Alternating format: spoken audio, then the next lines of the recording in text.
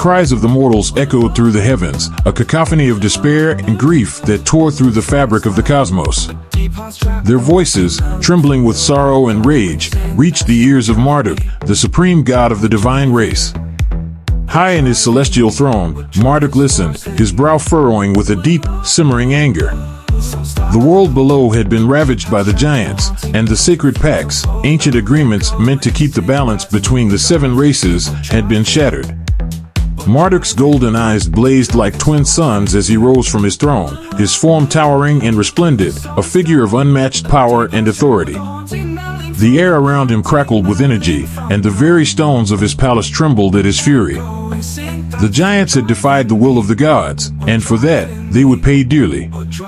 With a wave of his hand, Marduk summoned his fellow deities to the Hall of Eternal Judgment, a place where the gods gathered to make decisions that would shape the fate of the world.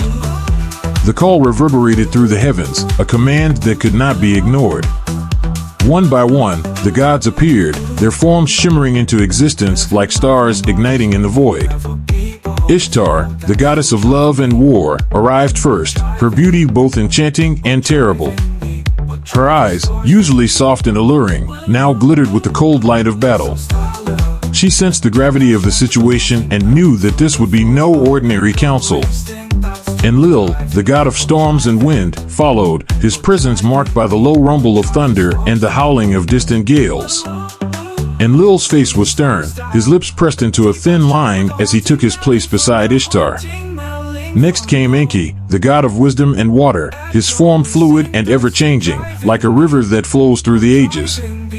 His eyes were deep pools of knowledge, reflecting the ancient secrets of the universe. Enki's expression was calm, but there was an undercurrent of concern in his gaze as he regarded Marduk's thunderous countenance. Nabu, the god of writing and wisdom, entered with a scroll in hand, his brow furrowed in contemplation. He was followed by Shamash, the god of the sun and justice, who radiated a warmth that contrasted sharply with the tension in the air. Sin, the god of the moon, moved like a shadow beside Shamash, his pale light a cool counterpoint to the sun's brilliance. Tiamat, the goddess of wrath and the primordial seas, arrived last, her entrance heralded by the roar of waves and the deep, guttural sounds of the ocean's depths.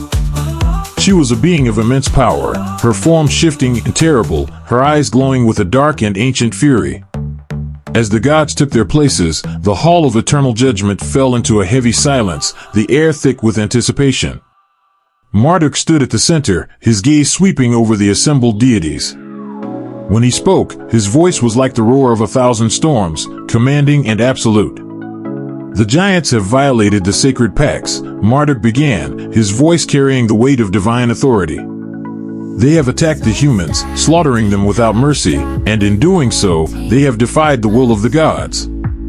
This cannot stand. A murmur rippled through the hall as the gods exchanged glances, their expressions ranging from anger to concern.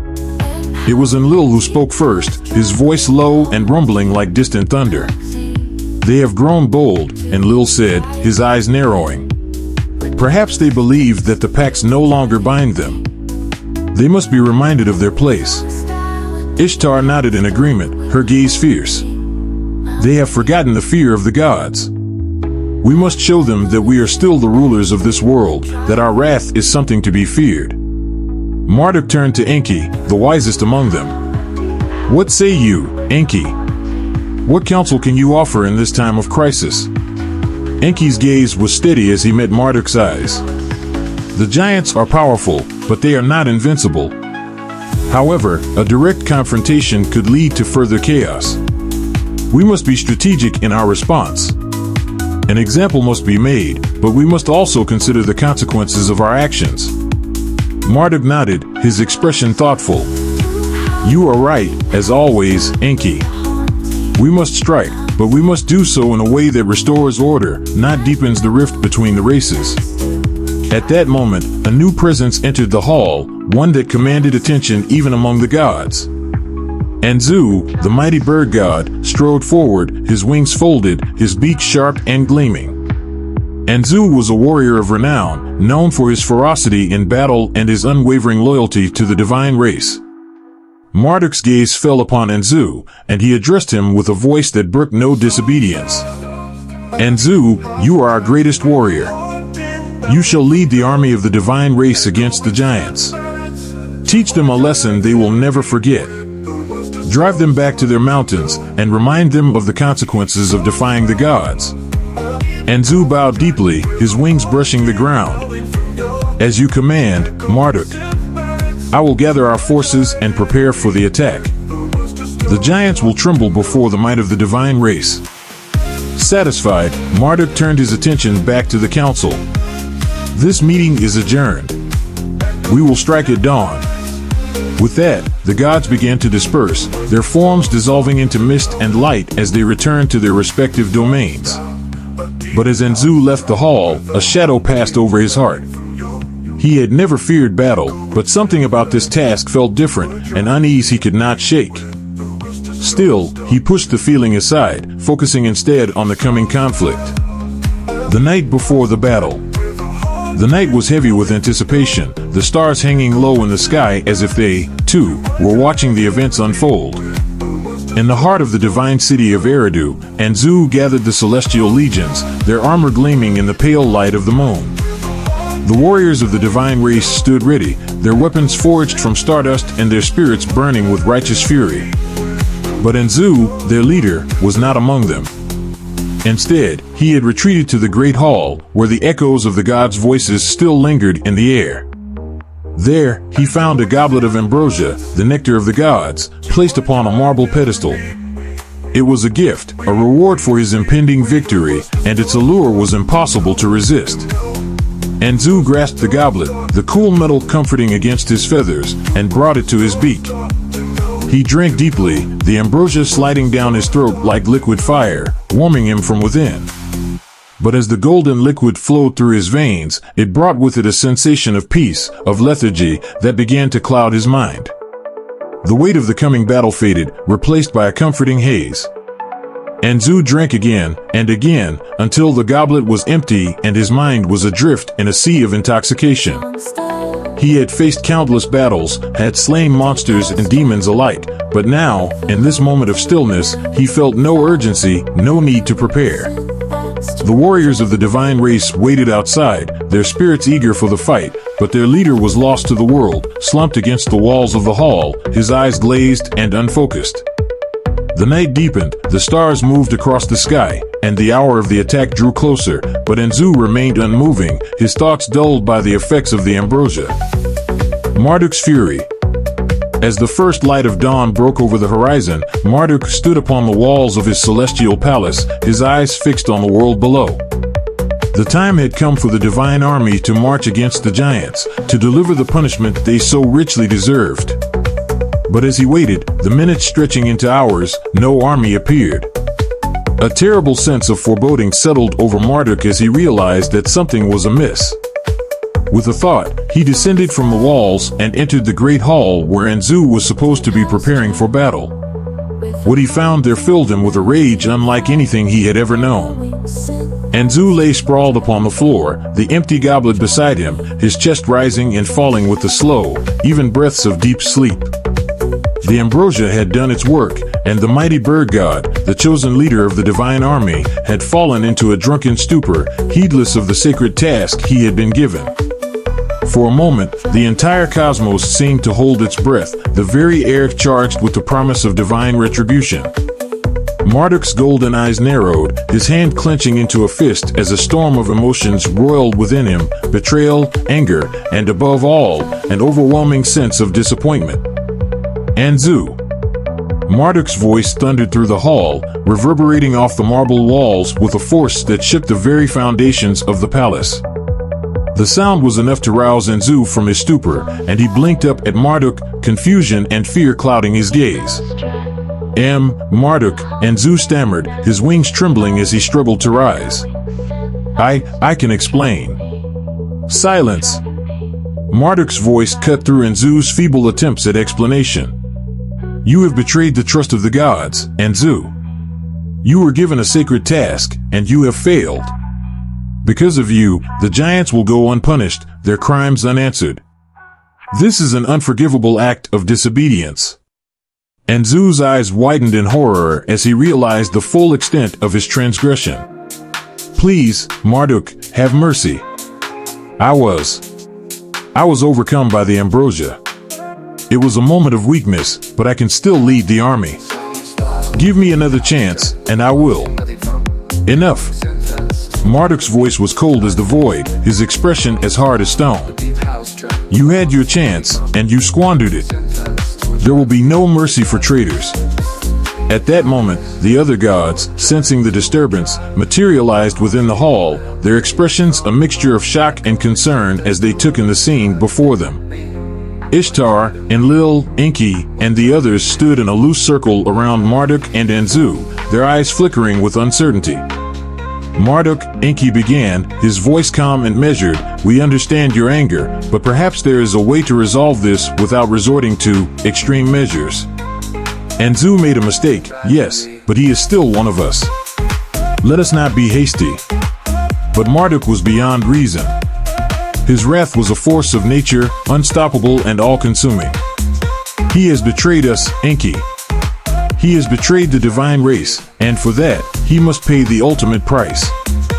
Before anyone could intervene, Marduk raised his hand, and from his palm erupted a bolt of lightning, brighter than the sun and hotter than the core of a star. It struck Anzu with a deafening crack, the force of the impact sending the bird god crashing to the ground.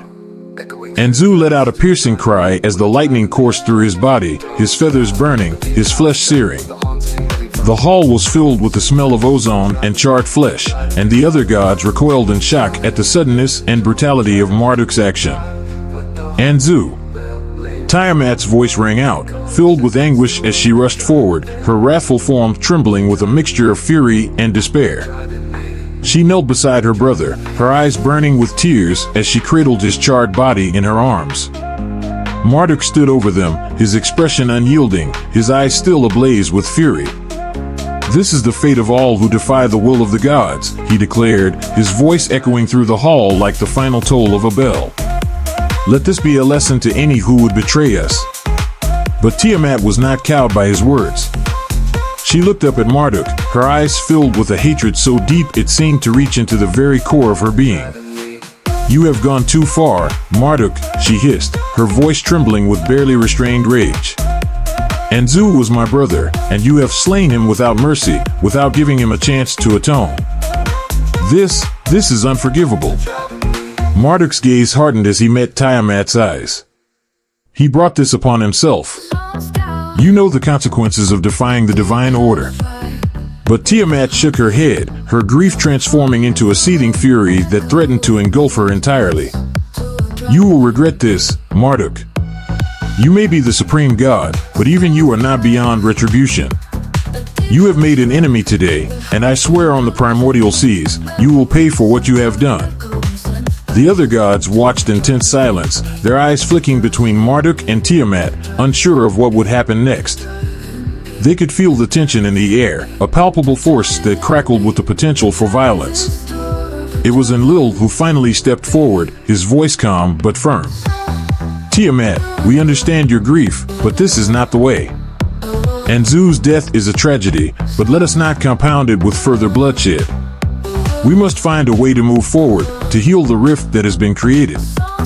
Ishtar nodded in agreement, her gaze softening as she looked at Tiamat. Your pain is great, sister, but remember that we are all bound by the same laws. Anzu's actions endangered the balance, and while Marduk's response was harsh, it was not without cause. Tiamat's eyes flicked towards Ishtar, her expression still hard with anger, but there was a flicker of something else in her gaze, a deep, profound sadness that seemed to dull the edge of her fury. Perhaps you are right, Tiamat said slowly, her voice thick with emotion. But I cannot forgive this. Not now. Not ever. With that, Tiamat rose to her full height, her form towering and terrible as she lifted her brother's body in her arms. Without another word, she turned and walked away from the hall, her footsteps echoing through the silence like the tolling of a distant bell. The other gods watched her go, their expressions a mixture of sorrow and resignation. When she had gone, Marduk turned to the remaining gods, his expression once again calm, though there was a lingering darkness in his gaze. The giants will still face our wrath, he said, his voice steady. And Zeus' failure does not change that. We will find another to lead our forces, and the pacts will be enforced. Enki nodded, though his expression was troubled. We will do what must be done, Marduk. But remember, the bonds between us are fragile. Let us tread carefully, lest we fracture them beyond repair. Marduk inclined his head in acknowledgement, though his eyes remained distant, fixed on some unseen point in the heavens. So be it, he said quietly. The balance must be maintained, no matter the cost. And with that, the gods departed, leaving Marduk alone in the great hall, his thoughts as turbulent as the storm that raged outside. The world had changed that day, the divine order shaken by the events that had unfolded. The giants would be punished, the pacts would be upheld, but the wounds left by Enzu's death would not soon heal. High above, in the vast expanse of the heavens, the stars dimmed, as if mourning the loss of one of their own. The universe, once stable and secure, now seemed fragile, teetering on the edge of a precipice, with the gods themselves uncertain of what the future would hold. And in the depths of the primordial seas, Tiamat wept for her brother, her tears mingling with the waters of creation, a grief so deep it threatened to consume her entirely. But beneath that grief, there was a growing darkness, a seed of hatred that would one day grow into something terrible, something that would challenge the very foundations of the world. For the gods, the war with the giants was only the beginning. The true battle, the battle that would decide the fate of the cosmos, was yet to come.